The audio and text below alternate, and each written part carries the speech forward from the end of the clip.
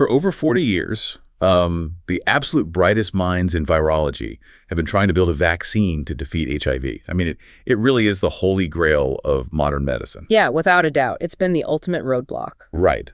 But what if the only way to actually beat this virus is to, intentionally let it win a fight against our immune system first? Which sounds completely counterintuitive, I know. It really does. But welcome to this deep dive. Today we are analyzing a genuinely groundbreaking 2026 research article published in Science by Skelly and colleagues. And the mission for our conversation today is pretty straightforward. We're going to tear down the traditional approach to vaccines and look at a completely new blueprint. Exactly. One where scientists are literally using a virus's own evolutionary escape tactics against itself. And whether you're a biology student, a medical professional, or just, an insanely curious learner, this is something you need to hear. So what's the actual paradigm shift here? Well, historically, like I was saying, vaccine design is about presenting the immune system with a static picture of a pathogen, like a dead virus or just a harmless piece of protein. Right, like a biological mugshot. Yeah, a mugshot is a perfect analogy, but HIV is just way too evasive for a static mugshot.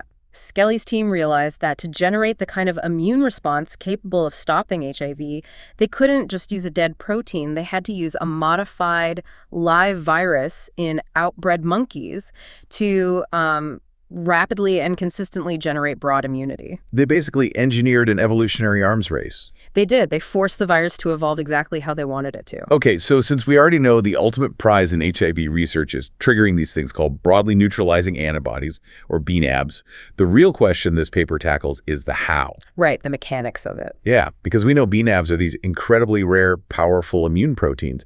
They can neutralize highly diverse global strains of HIV because they target conserved regions of the virus, right? Exactly. Conserved regions are parts the virus absolutely cannot mutate without destroying itself. If it changes those parts, it dies. So if we are aiming to create these bNAbs, what is the specific structural vulnerability they are latching onto?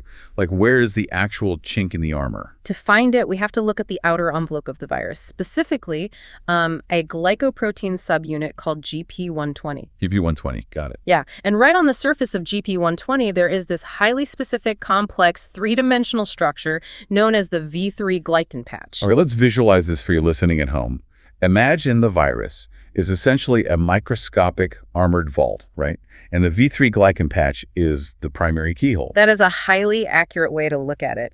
The core of this keyhole includes a specific sequence of amino acids called the 324 GDIR 327 motif. GDIR. Yes, the GDIR sequence. And that sequence is completely non-negotiable for the virus. It serves as the mandatory docking port that HIV uses to bind to the CD4 receptors on human cells. So it literally needs that port to infect us. Exactly. If the virus mutates that GDIR sequence, the keyhole breaks and the virus can no longer infect the host.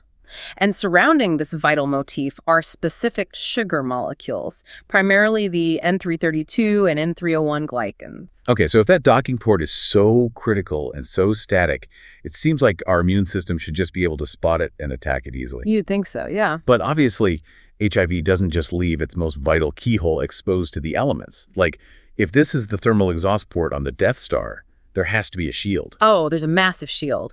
The virus evolved a brilliant defense mechanism. It basically drapes a hypervariable, constantly mutating string of amino acids known as the V1 loop directly over the V3 patch. So the V1 loop is like a heavy sliding armor plate that physically covers the keyhole. Yes, a sliding armor plate. And to make matters worse, the virus covers that armor plate in host-derived sugar molecules. We call this the glycan shield. Wait, host-derived? You mean it steals sugars from our own bodies? Literally steals them. And because the sugars are taken from the host's own body, the immune system sees them as self and just ignores them completely. It's incredible camouflage. Wow. Okay, let's unpack this. So our naive immune cells, the unmutated B cells, or UCAs, just waiting in our lymph nodes, Right.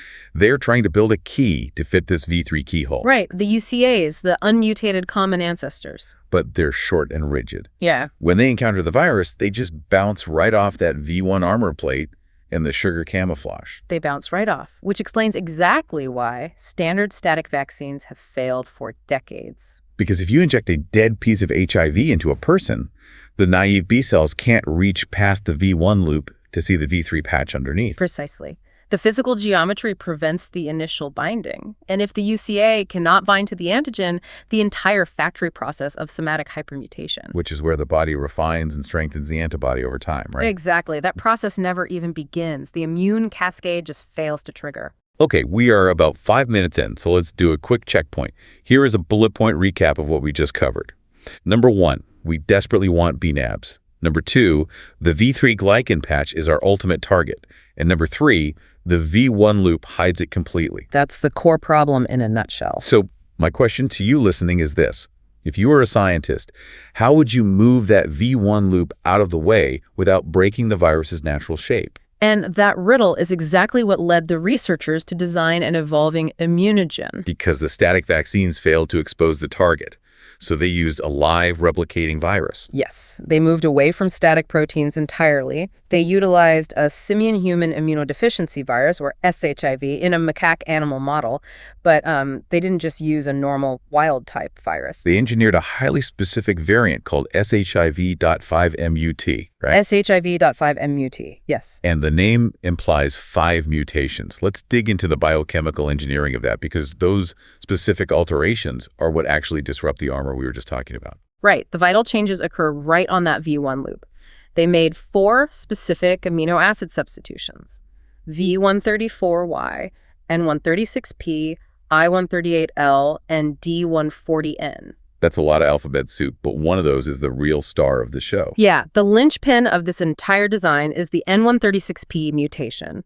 They basically swapped out an asparagine for a proline at position 136. And proline is really unique structurally, isn't it? It's not just like swapping one Lego brick for another the same size. It changes the actual shape of the protein chain. It does. It acts as what we call a helix punker. Proline has this rigid cyclical structure that forces a literal physical kink into the amino acid backbone. A kink, like bending a garden hose. Exactly like that. Yeah. Now consider the geography of this. Right next to this new kink is position 133, which normally serves as an attachment point for a sugar molecule, part of that camouflage shield we talked about. Oh, I see where this is going. Because the proline at 136 severely bends the structural chain, the cellular machinery simply cannot attach the glycan at position N133 anymore. It just doesn't fit. Wow. So they intentionally introduced a biochemical kink just to knock a specific sugar molecule off the armor.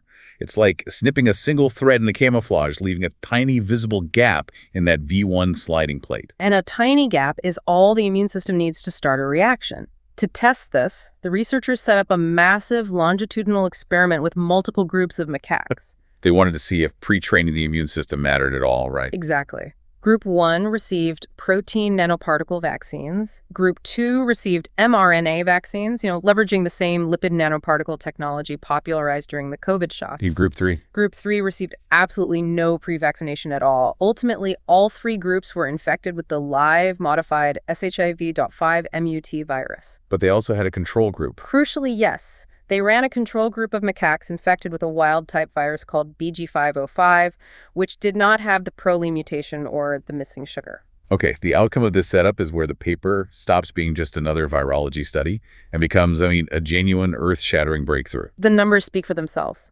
Over a year of observation, 14 out of the 22 macaques infected with SHIV.5MUT developed true V3-Glycan bNAbs. And we aren't talking about weak responses here. No. These super antibodies achieved up to 68% global breadth, meaning they could successfully neutralize 68% of entirely different global HIV strains.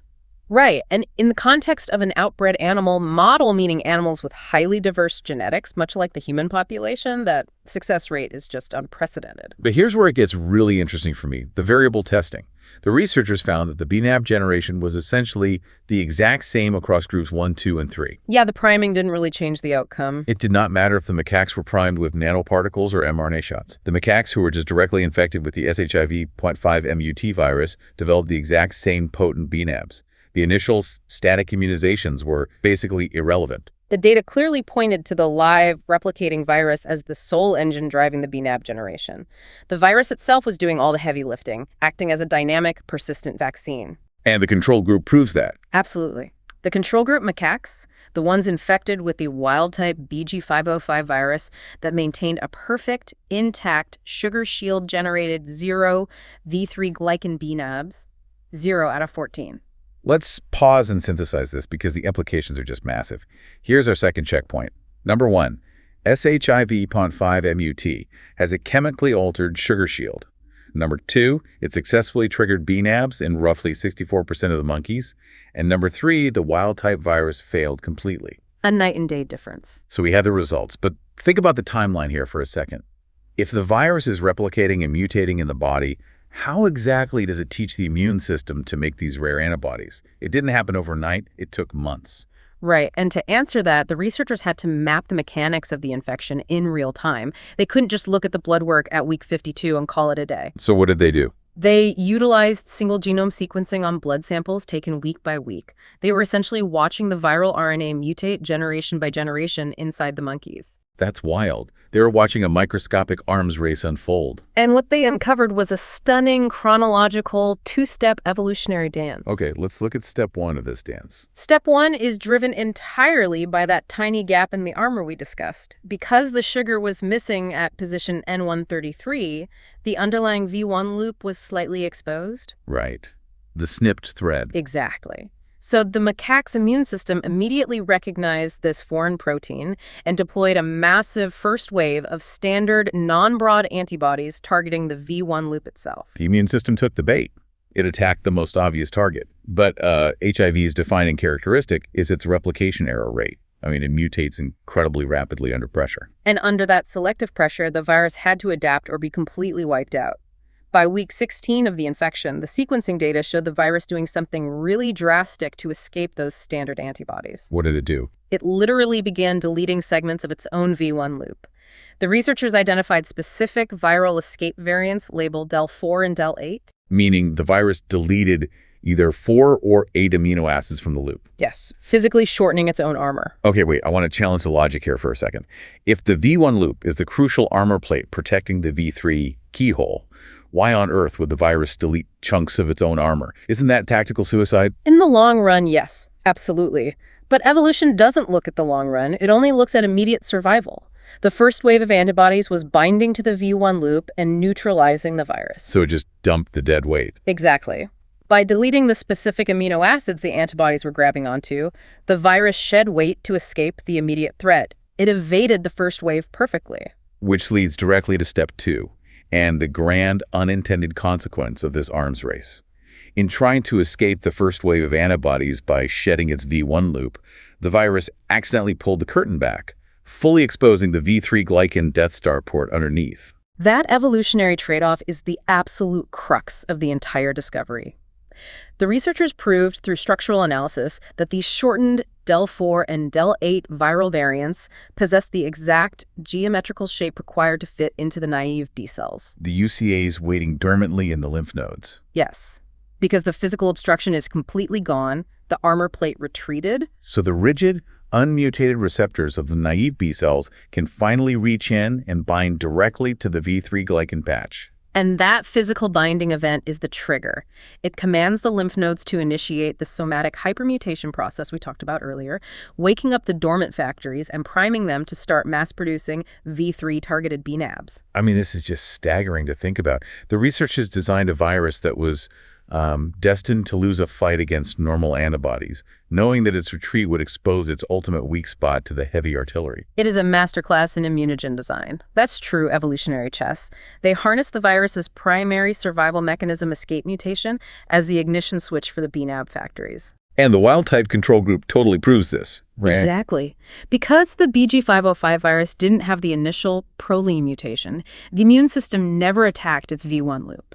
And because the V1 loop was never attacked, the virus never felt the evolutionary pressure to delete segments of it. And because the loop was never shortened, the V3 patch remained perfectly hidden for the entire year. Exactly. No del4, no del8, no bNAbs.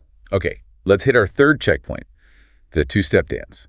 Number 1, the virus induces V1 antibodies. Number 2, the virus shortens V1 to escape, created the del4 and del8 variants. And number 3, the shortened V1 perfectly exposes the V3 patch, priming the bNAb factories. Perfect summary. But here is a huge question for you listening.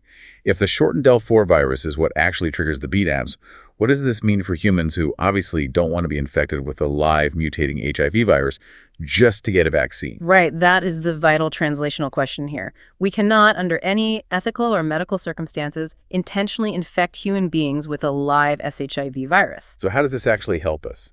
Well, the reason this paper is a breakthrough isn't because they proposed using a live virus in humans.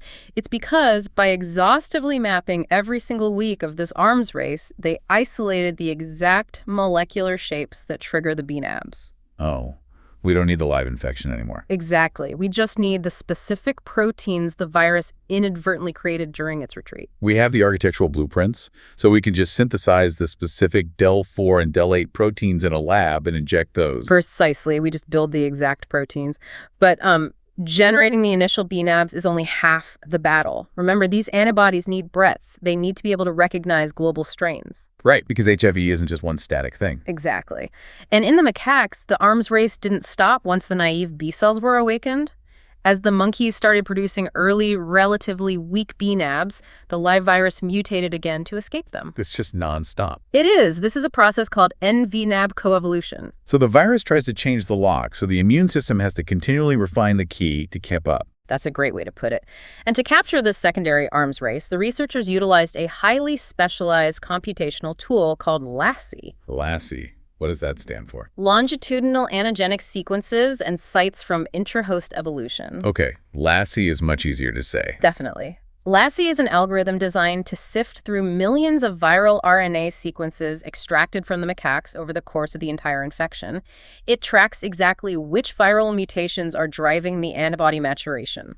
So it's basically sorting through all this chaotic genetic noise to find the specific pressure points. What did the algorithm actually find? LASSI pinpointed 10 key mutation sites on the virus's envelope, specific amino acid positions like 325, 332, and 440. Every time the live virus mutated at one of these 10 sites to evade capture, the macaques' bNAbs were forced to undergo further somatic hypermutation to accommodate the change. So it's like going to the gym and constantly increasing the weight. Yes. This relentless forced maturation process is exactly how the antibodies gain their incredible flexibility and 68% global breadth. But wait, we're talking about a highly specific biological phenomenon observed in a monkey. Before we talk about injecting synthetic proteins into humans, we really have to address the cross-species leap here. Of course. How confident are the researchers that human B cells will behave like macaque B cells? Well, the paper dedicates significant analysis to this exact concern, and the structural biology provides a very confident answer. They crystallized and analyzed the 3D structures of the macaques' bNAbs and found they mirror famous, naturally occurring human bNAbs. Like the ones found in elite controllers. Exactly. Specifically ones known as PGT128 and 101074. The macaque antibodies were incredibly robust and diverse. Their primary binding arms, the CDRH3 loops, ranged from 14 to 25 amino acids in length, allowing them to approach the V3 patch from all different angles. So mechanically, they operate exactly like the human superantibodies. Not just mechanically, but genetically. When they sequenced the macaque antibodies, they found over 90% identity to human VH gene alleles. Wow, 90%. Yeah. The raw genetic building blocks the macaques use to construct these weapons are fundamentally the same blocks available in the human immune repertoire. Which means we can finally actually synthesize a human vaccine sequence. Who can? So what does this all mean? By taking all this data, the initial gap in the armor, the del4 and del8 triggers, the LASSI mutations, and the genetic overlap, the researchers laid out a tangible, step-by-step blueprint for a non-infectious human vaccine. Sequential immunization strategy. Right. Let's walk through how this will actually be administered to a person. Step 1 is the prime. We take lab-synthesized static proteins featuring the shortened del4 or del8 V1 loops and administer them as the initial vaccine. Right, and by doing this, we completely bypass the need for a live virus and the first wave of normal antibodies. We deliver the exact key straight to the lymph nodes to unlock and prime the naive B cells immediately. Okay, then step 2 is the forced evolution. Once those B cells are awake and producing early antibodies, we administer a booster shot. But this booster isn't just more of the exact same protein, is it? No, it contains lab-made viral envelopes specifically engineered with those 10 key LASSI mutations. To simulate the escape. Exactly. By introducing those specific mutations sequentially, We are artificially simulating the viral escape. We apply the exact same evolutionary pressure the live virus did, forcing the human immune system to mature its antibodies without ever exposing the patient to an actual infection. And finally, step 3. We boost the patient one more time, but this time with a diverse cocktail of actual global HIV envelope strains. Right.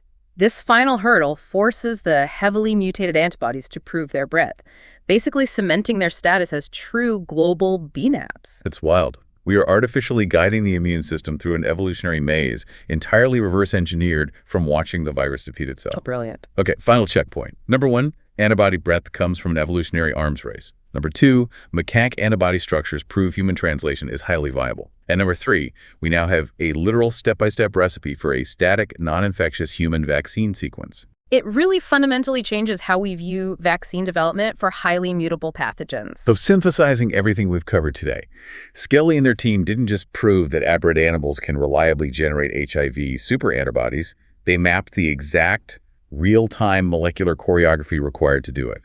They identified the V1 armor plate, figured out how to bait the virus into dropping it, and used the Lassie algorithm to track the subsequent arms race down to the exact amino acid. They took the virus's greatest weapon, its rapid mutation and escape, and turned it into a step-by-step instruction manual. They turned a massive biological roadblock into a literal molecular blueprint. And that leaves us with a truly provocative thought for you to explore on your own. Yeah, because if we can map the precise coevolution of HIV and use it to reverse engineer a sequential vaccine, what happens when we apply artificial intelligence to this process? Could we soon use machine learning to simulate these intra-host viral arms races entirely in a computer? The implications for virology are staggering. If algorithms like Lassie can map past evolution, future iterations could predict it. We could computationally forecast the escape mutations of future coronaviruses or seasonal influenza strains before they even emerge in nature. Imagine designing a sequential vaccine that neutralizes a virus's future variants before the virus even has a chance to evolve them. We started this deep dive talking about the murkiness of virology, how trying to hit HIV is like trying to hit an invisible, moving target. But by understanding exactly how the virus moves and adapts in the dark, science is finally illuminating the entire landscape. The armor has been bypassed, and the target is locked.